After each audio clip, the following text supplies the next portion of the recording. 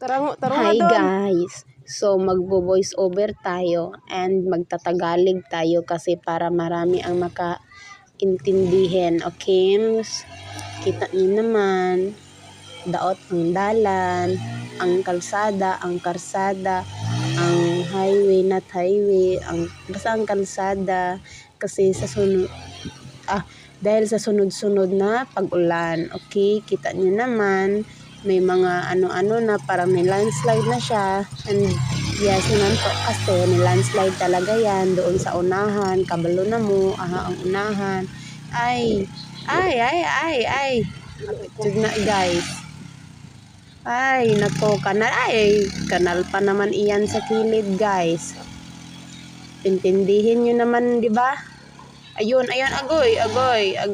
Kapila na kami ng atikangkang diyan, guys. Iyang dalan na talaga dyan, guys.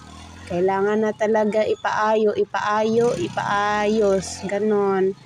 Ay, humanagid. Tapos na talaga.